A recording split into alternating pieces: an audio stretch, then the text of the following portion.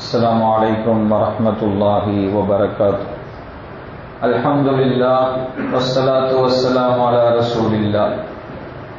கண்ணியத்திற்குரிய அல்லாஹ் நல்லடியார்களே, நாம் தொடர்ந்து இந்த அதிகாலை சிந்தனை வழியாக பூமான் நபி ஸல்லல்லாஹு அலைஹி வஸல்லம் அவருடைய புனித வரலாற்றை கேட்டு வருகிறோம். கடந்த உரையில் அண்ணல் நபி ஸல்லல்லாஹு அலைஹி வஸல்லம் அவருடைய அருட்குழந்தைகளை பற்றிய ஒரு அறிமுகத்தை பார்த்தோம்.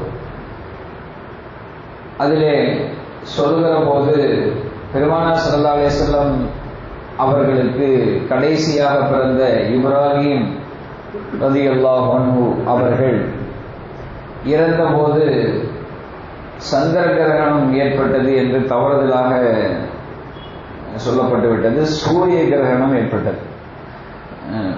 இமாம் புகாரி ரஹ்மத்துல்லாஹி அலைஹி அவர்கள் அறிவிக்கிறார்கள், முகைரத் இப்னு ஷுஅபா ரலியல்லாஹு அன்ஹு அவர்கள் அறிவித்ததாக இமாம் புகாரி ரஹ்மத்துல்லாஹி அலைஹி அவர்கள் தனது கிரந்தத்தில் பதித்திருக்கிறார்கள்.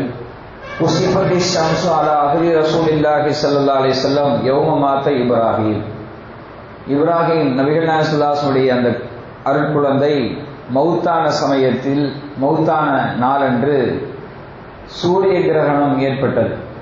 ஃபகாலன் நாசு, அப்போது மக்கள் எல்லாம் சொன்னார்கள், குஸிஃபத்தி ஷம்ஸு லி மௌத்தி இப்ராஹிம், இப்ராஹிமுடைய மௌத்துக்காகத்தான் இந்த சூரிய கிரகணம் ஏற்பட்டிருக்கிறது என்று சொன்னார்கள். ஃபகால ரசூலுல்லாஹி ஸல்லல்லாஹு அலைஹி வஸல்லம், அப்போது நாயகம் ஸல்லல்லாஹு அலைஹி வஸல்லம் சொன்னார்கள், இன்ன ஷம்ஸ வல் கமர, நிச்சயமாக சூரியனும் சந்திரனும் ஆயத்தானி மின் ஆயாத்தில்லா, அல்லாஹ்வுடைய அத்தாட்சிகளிலிருந்து ஒரு அத்தாட்சியாக அவைகள் இருக்கிறது. அல்லாஹ்வுடைய அந்த சக்தியை வெளிப்படுத்துகிற அத்தாட்சி ஆதாரங்களிலிருந்து உள்ளதாக சூரியனும் சந்திரனும் இருக்கிறது. லா யன்கசிஃபானி லி மௌத்தி அஹதின் வலா லி ஹயாத்திஹி, யாருடைய பிறப்புக்காகவும் யாருடைய இறப்புக்காகவும் அவைகள் அந்த கிரகணம் ஏற்படாது என்பதாக நபிகள் நாயகம் ஸல்லல்லாஹு அலைஹி அவர்கள் மக்களை இது மாதிரியான நம்பிக்கைகளை, தவறான நம்பிக்கைகளை ஏற்படுத்திக் கொள்ளாதீர்கள் என்று நபிகள் நாயகம் ஸல்லல்லாஹு அலைஹி அவர்கள் தடுத்தார்கள் என்பதை இதன் மூலம் நாம் உணர்ந்து கொள்வோம். ஆக இப்ராஹிம் அவர்கள் பிறந்த போது ஏற்பட்டது சூரிய கிரகணம். மரியாதைக்குரியவர்களே, நபிகள் நாயகம் ஸல்லல்லாஹு அலைஹி உடைய அந்த அருட்குழந்தைகளை பற்றி நாம் இன்னும் கொஞ்சம் சில விஷயங்கள் நாம் தெரிந்து கொள்ள வேண்டியிருக்கிறது. முதலாவதாக நபிகள் நாயகம் ஸல்லல்லாஹு அலைஹி அவர்களுக்கு காசிம் என்கிற ஆண் குழந்தை பிறந்தது. அவர்களுடைய பிறப்பு கிபி 598 அவர்கள் பிறந்தார். அந்த குழந்தை 601 அவர் இறந்து விட்டார். அந்த குழந்தை 2-3 வயதுக்குள்ளாக அந்த குழந்தையினுடைய வயது இருக்கும். அப்போது நபிகள் நாயகம் ஸல்லல்லாஹு அலைஹி வயது 28. நாயகம் ஸல்லல்லாஹு அலைஹி அவர்களுக்கு அப்போது வயது 28 வயது. அடுத்த குழந்தை ஸைனப் ரலியல்லாஹு அன்ஹா, இரண்டாவது குழந்தை ஸைனப் ரலியல்லாஹு அன்ஹா. அவர்கள் பிறந்தது 599 பிறந்தார்கள். 629 இறந்தார்கள் ஸைனப் ரலியல்லாஹு அன்ஹா அவர்கள். இவர்களுக்கு 29-30 வயதுக்குள்ளாக இருக்கிற போது அவர்களுக்கு இறப்பு ஏற்பட்டது. அவர்கள் இறக்கிற போது நபிகள் நாயகம் ஸல்லல்லாஹு அலைஹி வயது 59 வயது நாயகம் ஸல்லல்லாஹு அலைஹி அவர்களுக்கு. மூன்றாவது குழந்தை ருக்கையா ரலியல்லாஹு அன்ஹா அவர்கள். அவர்கள் 601 பிறந்தார்கள். 624 இறந்து விட்டார்கள் கிபி.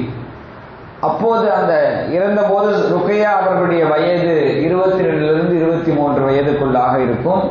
அவர்கள் இறக்கிற போது நபிகள் நாயகம் ஸல்லல்லாஹு அலைஹி வயது 54.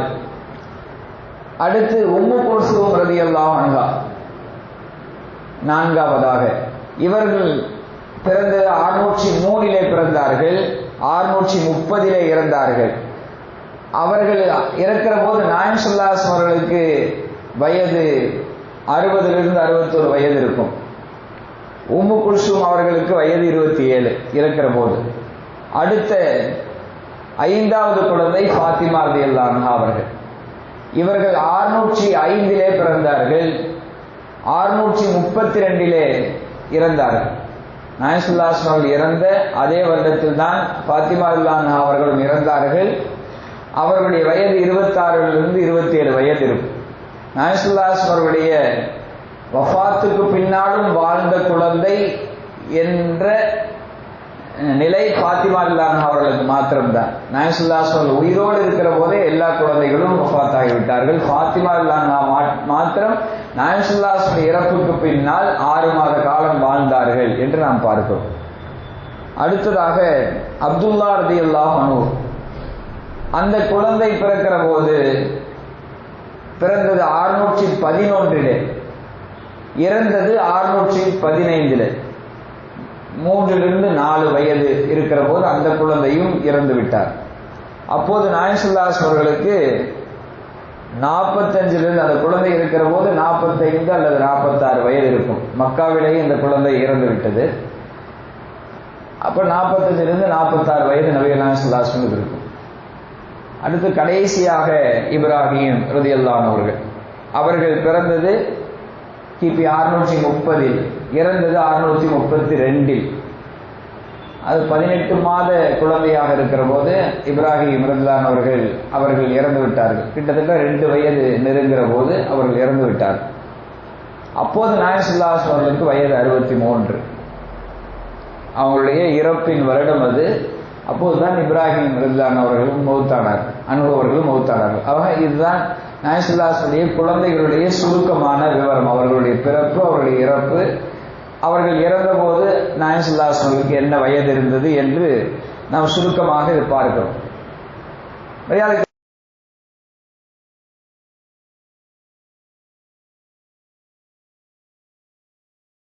சிறு குழந்தையாக இருக்கிற போதே வஃபாத்தாகிவிட்டார். இதற்கு என்ன காரணம்? ஏன் அல்லாஹ் தஆலா சிறு குழந்தையாக இருக்கிற போதே அவர்களை வஃபாத்தாக்கினான் என்றால், ரஸக்கல்லாஹு தஆலா சையதனா முஹம்மதின் ஸல்லல்லாஹு அலைஹி வஸல்லம் பில் அதீதி மினல் அவுலாத். அல்லாஹ் தஆலா நாயகம் ஸல்லல்லாஹு அலைஹி வஸல்லம் குழந்தைகளை கொடுத்தார். ثم شاءت حكمة الله تعالى أن يموت أبناؤه الذكور أثناء حياته. நாயகம் ஸல்லல்லாஹு அலைஹி வஸல்லம் உயிரோடு இருக்கிற போதே இந்த குழந்தைகள் எல்லாம் அல்லாஹ் தஆலா, அதுவும் குறிப்பாக ஆண் குழந்தைகளை எல்லாம் அல்லாஹ் தஆலா மௌத்தாக்குவதற்கான காரணம், ஹத்தா லா தகூன நுபுவத்து லி அப்னாஇஹி மின் பாதிஹி. நாயகம் ஸல்லல்லாஹு அலைஹி வஸல்லம் பின்னால் அவருடைய குழந்தைகளுக்கு, அவர்கள் குழந்தைகளை, அவருடைய மக்களை யாரும் நபியாக ஆக்கிவிடக்கூடாது. வாரிசு என்கிற அடிப்படையிலே மக்கள், இவர் நாயகம் ஸல்லல்லாஹு அலைஹி வஸல்லம் கடைசி நபி, அவர்களுக்கு பின்னால் நபி கிடையாது. அப்படி இருக்கிற போது ஆண் வாரிசுகளை மக்கள் நாயகத்தினுடைய வஃபாத்திற்கு பின்னால் நபியாக ஆக்கிவிடக் கூடாது என்பதற்காகவே அல்லாஹு தஆலா அவர்களை சிறுவயது குழந்தைகளாக இருக்கிற போதே அல்லாஹு தஆலா வஃபாத்தாக்கினார் என்று நமக்கு அறிவே பெருமக்கள் சொல்லித் தருகிறார். ஏனென்றால் இஸ்மாயில் அலைஹிஸ்ஸலாம், இப்ராஹிம் அலைஹிஸ்ஸலாம் அவர்களுக்கு பின்னால் அவர்கள் நபியானார்கள். வாரிசு, இப்ராஹிமின் வாரிசாக இஸ்மாயில் அலைஹிஸ்ஸலாம் அவர்கள் நபியாக ஆனார்கள். அனஸ் பின் மாலிக் ரலியல்லாஹு அன்ஹு சொல்கிறார்கள், லவ் ஆஷ இப்ராஹிம் லகான சித்தீகன் நபியா. ஒருவேளை இப்ராஹிம் அவர்கள் உயிர் வாழ்ந்திருந்தால் அவர் நபியாக ஆகியிருப்பார், மக்களாக்கி இருப்பார்கள் என்ற அடிப்படையில் அனஸ் பின் மாலிக் ரலியல்லாஹு அன்ஹு சொல்கிறார்கள். இமாம் புகாரி ரஹ்மத்துல்லாஹி அலைஹி அவர்கள் இஸ்மாயில் இப்னு அபி ஹாலித் என்பவரை தொட்டும் அறிவிக்கிறார்கள். கால, அந்த இஸ்மாயில் இப்னு ஹாலித் சொல்கிறார், குல்துலி இப்னி அபி, அதாவது என் சகோதரனிடத்திலே நான் கேட்டேன், ரஅய்து இப்ராஹிம் இப்னு நபி ஸல்லல்லாஹு அலைஹி வஸல்லம், நீ இப்ராஹிம் அதாவது நபி ஸல்லல்லாஹு அலைஹி வஸல்லம் மகன் இப்ராஹிமை பார்த்திருக்கிறாயா என்று நான் கேட்டேன். அப்போ அவர் சொன்னார், மாத்த சகீரன், அவர் குழந்தையாக இருக்கிற போதே வஃபாத் ஆயிட்டாரு. வலவு குதியா யகூன பஅத முஹம்மதின் ஸல்லல்லாஹு அலைஹி வஸல்லம் நபியுன், அதாவது நாயகம் ஸல்லல்லாஹு அலைஹி வஸல்லம் பின்னால் ஒரு நபி என்றிருந்தால், ஆசை இப்னுஹு, ஆக்க வேண்டும் என்று அல்லாஹ் விரும்பினான் என்றால் அவருடைய மகனை அல்லாஹ் வாழ வைத்திருப்பான். வலாக்கின் லா நபிய பஅதா, என்றாலும் நாயகம் ஸல்லல்லாஹு அலைஹி வஸல்லம் பின்னால் யாரும் நபி கிடையாது, யாரும் நபி கிடையாது என்பதாக அந்த கேட்ட நபருக்கு அவர் பதில் சொன்னார் என்று புகாரி இமாம் அவர்கள் பதிவு செய்திருக்கிறார். அல்லாஹு தஆலா இது மாதிரியான சோதனைகளை அதிகமாக நல்லவர்களுக்கு தான் கொடுப்பான். சோதனை அதிகமாக அவர்கள், அதாவது நாயகம் ஸல்லல்லாஹு அலைஹி வஸல்லத்திலே சாத் இப்னு அபி வக்காஸ் ரலியல்லாஹு கேட்கிறார்கள், ஐயுன்னாசி அஷத்து பலா, யாருக்கு அதிகமாக சோதனை வரும் என்று கேட்டபோது, கால அல் அம்பியா, நபிமார்கள் தான் அதிகமாக சோதிக்கப்பட்டார்கள் அல்லாஹ்வால். சும்மல் அம்சல் பல் அம்சல், பிறகு அவர்களை போன்றவர்கள் அவர்களை போன்ற நல்லடியார்களுக்கு சோதனைகள் என்பது வந்து கொண்டே இருக்கும்.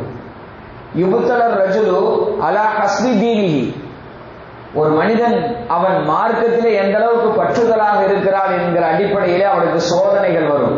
ஃபைன்கான ஃபீ தீனிஹி சுல்பன் இஸ்தத்த பலாவு, அவன் மார்க்கத்தில் பிடிப்பாக இருந்தான் என்றால் அவனுக்கு அதிகமாக சோதனை வரும். அல்லாஹ் நல்லவர்களை தான் சோதிப்பான் என்று நாம் கேள்விப்பட்டிருக்கிறோம் இல்லையா? யார் மார்க்கத்தில் ரொம்ப பிடிப்பாக இருக்கிறார்களோ அவர்களுக்கு தான் அதிக சோதனை வரும். என்னடா நான் 5 வேளை தொழுகிறேன், அல்லாஹ்விட்ட துஆ கேட்டே இருக்கிறேன், என்னுடைய எந்த கோரிக்கைகள் நிறைவேறுவதில்லையே, என்னுடைய சோதனைகள் எனக்கு அதிகமாக சோதனைகள் வந்து கொண்டே இருக்கிறது, கஷ்டங்கள் வந்து கொண்டே இருக்கிறது என்று நிறைய பேர்கள் புலம்புவதை பார்க்கிறோம். ஆனால் யதார்த்தம் என்னவென்றால், யார் மார்க்கத்தில் பிடிப்பாக இருக்கிறார்களோ அவர்களுக்கு அதிகமான சோதனைகள் வரும். ஏனென்றால் நபிமார்கள் மார்க்கத்திலே மிக பிடிப்பாக இருந்தார், அவர்களுக்கு தான் அதிகம் சோதனை வந்தது. பெருமானார் ஸல்லல்லாஹு அலைஹி வஸல்லம் அதிகமாக சோதிக்கப்பட்டார். வைன்கான ஃபீ தீனிஹி ரிக்கத்தன் இப்தலா அலா கத்ரி தீனிஹி, மார்க்கத்தில் அவ்வளவு பிடிப்பில்லாமல் இருந்தால் என்றால் அவனுக்கு அவனுடைய அந்த நிலைக்கு தகுந்தால் போல் சோதனைகள் வரும்.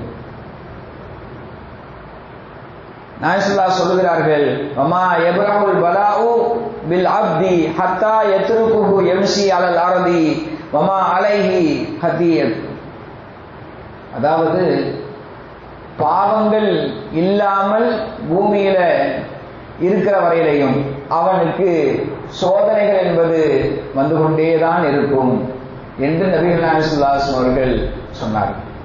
ஆக யார் மார்க்கத்தில் எந்த அளவுக்கு பிடிப்புதலாக இருக்கிறார்களோ பற்றுதலாக இருக்கிறார்களோ அவர்களுக்கு தகுந்தாற்போல் சோதனை வரும். அதுபோல் நபிகள் நாயகம் ஸல்லல்லாஹு அலைஹி வஸல்லம் அவர்களுக்கு அல்லாஹ் தஆலா சோதனைகளை அதிகம் தந்திருக்கிறார். நபிமார்கள் அதிகமாக சோதிக்கப்பட்டிருக்கிறார்கள், அதிலே எனக்கு அதிகமாக சோதனை வந்திருக்கிறது என்று நபிகள் நாயகம் ஸல்லல்லாஹு அலைஹி வஸல்லம் சொன்னார்கள். அந்த அடிப்படையில் அவர்களுடைய குழந்தைகள் எல்லாம், ஆண் குழந்தைகள் எல்லாம் சிறு வயதிலேயே வஃபாத்தானார்கள். அதே போல அவர்கள் வாழுகிற காலத்திலேயே ஃபாத்திமா ரலியல்லாஹு அவர்களை தவிர எல்லா குழந்தைகளுடைய பெண் குழந்தைகளுடைய வஃபாத்தையும் நபிகள் நாயகம் ஸல்லல்லாஹு அலைஹி வஸல்லம் அவர்கள் பார்த்தார்கள். அவர்கள் தங்களுடைய கரங்களாலே அவர்களை அடக்கம் செய்கிற நிலை பெறுவாளர்களுக்கு ஏற்பட்டது. எல்லாம் 27 வயது 30 வயது இந்த வயதுக்குள்ளாகவே எல்லா குழந்தைகளையும் நாயகம் ஸல்லல்லாஹு அலைஹி வஸல்லம் பெண் குழந்தைகளை எல்லாம் அவர்களாகவே அடக்கிற நிலை ஏற்பட்டது. இது அல்லாஹ்வுடைய சோதனையாக இருக்கிறது. நல்லவர்களுக்கு அதிகமாக சோதனை வரும் என்பதை இது எடுத்து காட்டுகிறது. இன்ஷா அல்லாஹ் தொடர்ந்து நாம் வரலாற்றை பார்ப்போம். ஆண் குழந்தைகள் எல்லாம் சிறு வயதிலே இறந்து விட்டார்கள், பெண் குழந்தைகள் கொஞ்ச நாள் வாழ்ந்தார்கள். அவர்கள் யாரை திருமணம் செய்தார்கள், அவர்களுக்கு எத்தனை மக்கள் என்று இன்ஷா அல்லாஹ் தொடர்ந்து வரலாற்றை நாம் பார்ப்போம். சுருக்கமாக அவர்களுடைய வரலாறுகள் நாம் பார்ப்போம். அல்லாஹ் தஆலா நாயகம் ஸல்லல்லாஹு அலைஹி வஸல்லம் வரலாற்றை கேட்பதன் மூலமாக இருந்து கிடைக்கிற படிப்பினைகளை பின்பற்றி நடக்கக்கூடிய நல்ல தௌஃபீக்கினை நம் அனைவருக்கும் அல்லாஹ் தஆலா வழங்குவானாக. ஆமீன். வாஹிர் தஅவானா அல்ஹம்துலில்லாஹி ரப்பில் ஆலமீன். வஸ்ஸலாமு அலைக்கும் வரஹ்மத்துல்லாஹி வபரகாத்துஹு. சுப்ஹானல்லாஹி வபிஹம்திஹி சுப்ஹானக்கல்லாஹும்ம வபிஹம்திக நஷ்ஹது அல்லா இலாஹ இல்லா அன்த வனஸ்தக்ஃபிருக வனதூபு இலைக். ஆமீன். சுப்ஹான ரப்பிக ரப்பில் இஸ்ஸத்தி அம்மா யசிஃபூன் வஸ்ஸலாமு அலல் முர்ஸலீன் வல்ஹம்துலில்லாஹி ரப்பில் ஆலமீன். ஸல்லல்லாஹு அலா முஹம்மது ஸல்லல்லாஹு அலைஹி வஸல்லம், ஸல்லல்லாஹு அலா முஹம்மது ஸல்லல்லாஹு அலைஹி வஸல்லம், ஸல்லல்லாஹு அலா முஹம்மது யா ரப்பி ஸல்லி அலைஹி வஸல்லிம்.